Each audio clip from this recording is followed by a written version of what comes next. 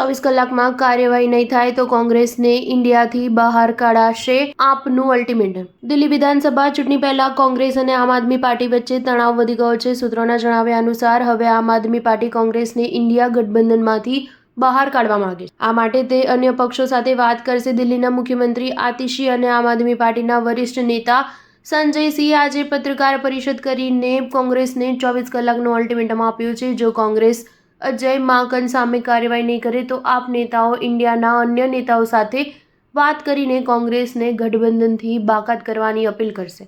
આપ નેતાઓમાં કોંગ્રેસને લઈને ભારે નારાજગી છે, જેના કારણે આપ કોંગ્રેસને ઇન્ડિયા ગઠબંધનમાંથી બહાર કરવા માટે અન્ય પક્ષો સાથે વાત કરશે. આપનો આરોપ છે કે કોંગ્રેસ ભાજપ સાથે મળીને કામ કરી રહી છે.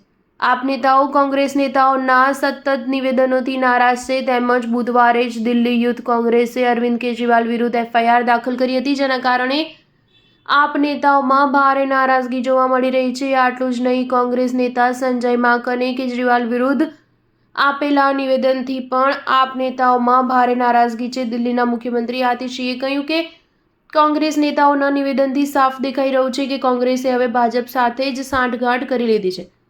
કોંગ્રેસ નેતા અજય માકને કેજરીવાલ માટે એન્ટી નેશનલ શબ્દ ઉપયોગ કર્યો હતો. શું કોંગ્રેસે ભાજપ સાથે ક્યારેય આવા શબ્દો કર્યા છે?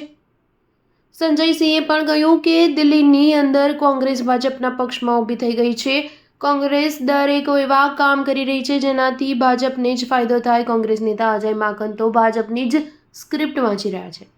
ભાજપના કહેવા પર કોંગ્રેસ નેતાઓ આપ પર નિશાન સાધી રહ્યા છે. દિલ્હી યુથ કોંગ્રેસના અધ્યક્ષ અક્ષય લાકરાએ 25 ડિસેમ્બરની સાંજે સંસદ સ્ટ્રીટ પોલીસ સ્ટેશનમાં અરવિંદ કેજરીવાલ વિરુદ્ધ ફરિયાદ નોંધાવી હતી. લાકરાએ આરોપ લગાવ્યો હતો કે આપ તેની યોજનાઓ દ્વારા લોકોને ગેરમાર્ગે દોર્યા છે અને છેતર્યા છે. તેમજ આપની યોજનાઓની પ્રામાણિકતા પર સવાલ ઉઠાવ્યા છે. કોંગ્રેસે આ મુદ્દાને લઈને કેજરીવાલ સામે કાયદાકીય કાર્યવાહી કરવાની માંગ કરી છે. સ્ટાર ન્યૂઝ 7 હંમેશા સચ્ચાઈની સાથે.